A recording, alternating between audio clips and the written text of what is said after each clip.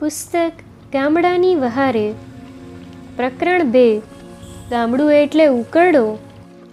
Mister Curtis, જે સન 1918ની સાલમાં હિન્દુસ્તાનમાં મુસાફરી કરતા હતા અને જેમનો થોડો ઘણો હાથ માર્ટેગ્યુ ચેમ્સફર્ડ સુધારામાં હતો, તેમણે આપણા ગામડા વિશે લખતા કહ્યું છે, બીજા દેશોના ગામડાની સાથે હિન્દુસ્તાનના ગામડાનો મુકાબલો કરતાં મને એમ લાગ્યું કે હિન્દુસ્તાનના ગામડા કેમ જાણે ઉકરડા ઉપર બંધાયા ન હોય.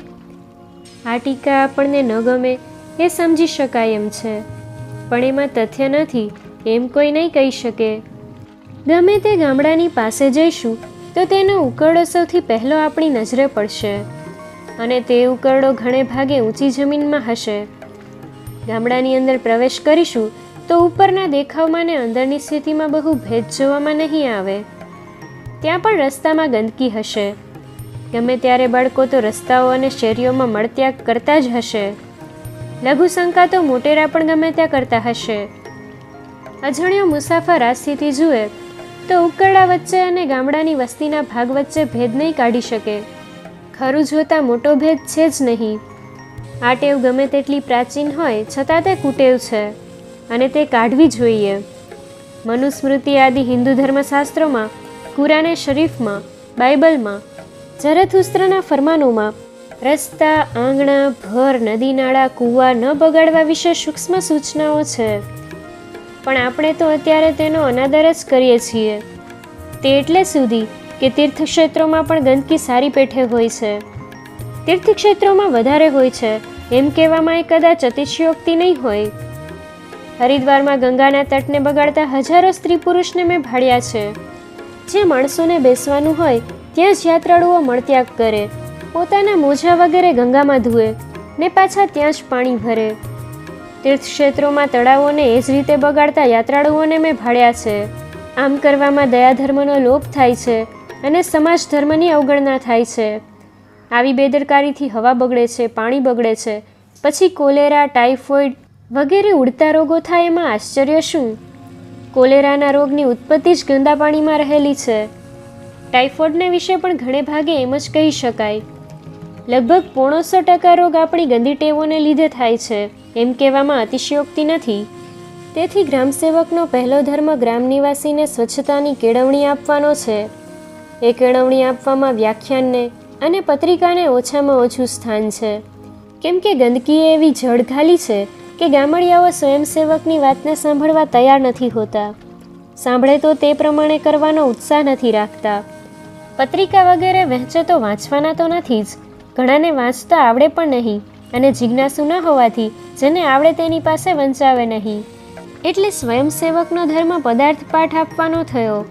ગ્રામ નિવાસી પાસે કરાવવાનું પોતે કરી બતાવે ત્યારે જ તેઓ કરવાના, અને ત્યારે તેઓ કરવાના જ એ વિશે કોઈ શંકા ન લાવે. આમ કરવા છતાં ધીરજની આવશ્યકતા તો રહેશે જ. 2 દિવસ આપણે સેવા કરી એટલે લોકો પોતાની મેળે કરતા થઈ જશે એમ માનવાનું કશું કારણ નથી.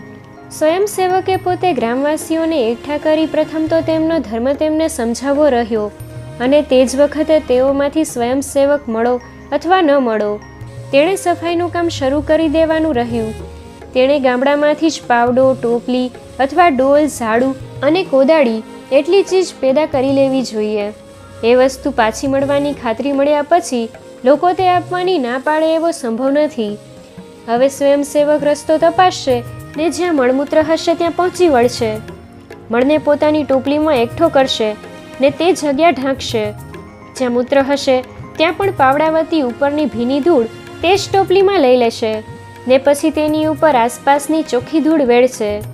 આસપાસ કચરો હશે તો તે ઝાડુ વતી એકઠો કરી તેનો ઢગલો એક કોરે કરી મૂકશે ને મળને ઠેકાણે પાડ્યા પછી કચરો તે જ ટોપલીમાં એકઠો કરીને તેને ઠેકાણે પાડશે.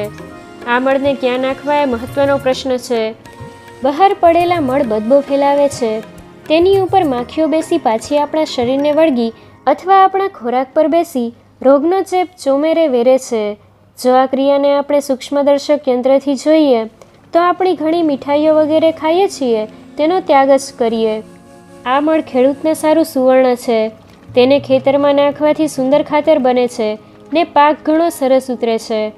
ચીનના લોકો આ કામમાં સૌથી વધારે કુશળ છે અને કહેવાય છે કે તેઓ મળમૂત્રને સુવર્ણની જેમ સંઘરી કરોડો રૂપિયા બચાવે છે ને સાથે જ ઘણા રોગોમાંથી બચી જાય છે.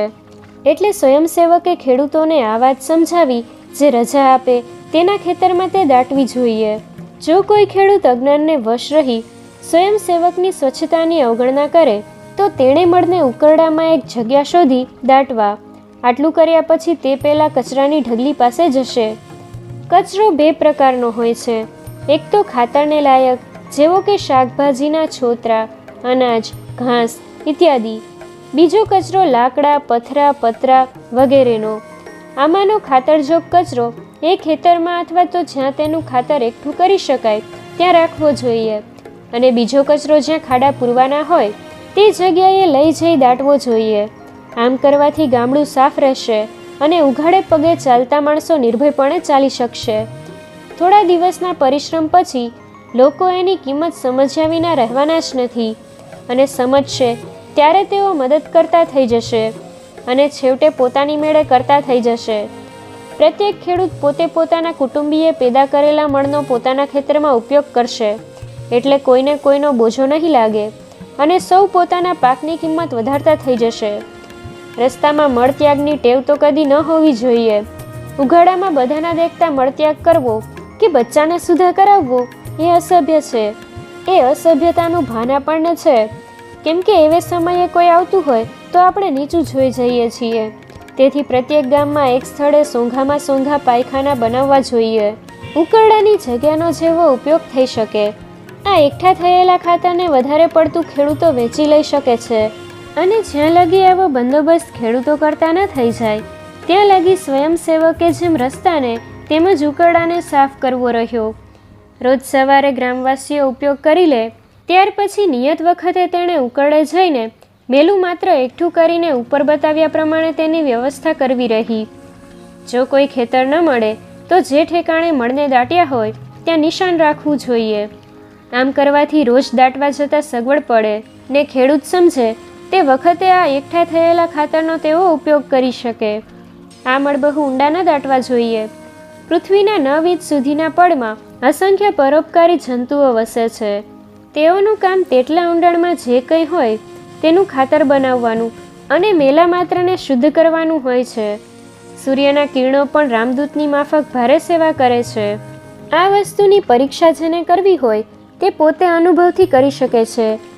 થોડા મળ 9 ઇંચમાં દાટવા અને અઠવાડિયા પછી જમીનને ઉઘાડી જોવી અને તેમાં શું થાય છે તેની નોંધ લેવી. એ જ મળનો થોડો બીજો ભાગ જમીનમાં 3 ફૂટ કે 4 ફૂટ ઊંડે દાટવો અને તેના શા હાલ થાય છે તે તપાસવું એટલે અનુભવ જ્ઞાન મળશે. મળને છીછરા દાટવા પણ તેની પર માટી સારી પેઠે ઢાંકવી કે જેથી કૂતરા ખોદી ન શકે અને બદબો ન આવી શકે. કૂતરા ન ખોદી શકે એને સારું કોઈ જગ્યાએ થોડા કાંટાના ઝાંખરા મૂકી દીધા હોય તો સારું. જ્યારે મળ છીછરા દાટવાની વાત કરી ત્યારે સમજાવવું જોઈએ કે મળને સારું ચોરસ કે લંબચોરસ મોટો ખાડો હોવો જોઈએ કેમ કે દાટેલા મળ પર બીજા તો ચડાવવાના છે જ નહીં અને તુરત ઉઘાડવાના પણ નથી. એટલે આગલે દહાડે જ્યાં દટાયા હોય તેની પાસે જ બીજો એક નાનો ચોરસ ખાડો તૈયાર હોય. તેમાંથી કાઢેલી માટી એક કોર ગોઠવાયેલી હોય. બીજે દિવસે આવીને મળ દાટી પેલી પડેલી માટી તેની ઉપર ઢાંકી બરોબર સપાટ કરીને ચાલ્યા જવાનું રહે. આ જ રીતે લીલોતરી વગેરેના કચરાનું ખાતર કરવું પણ પડખે જુદી જગાએ કેમ કે મળ અને લીલોતરીનું ખાતર એક સાથે ન દાટી શકાય.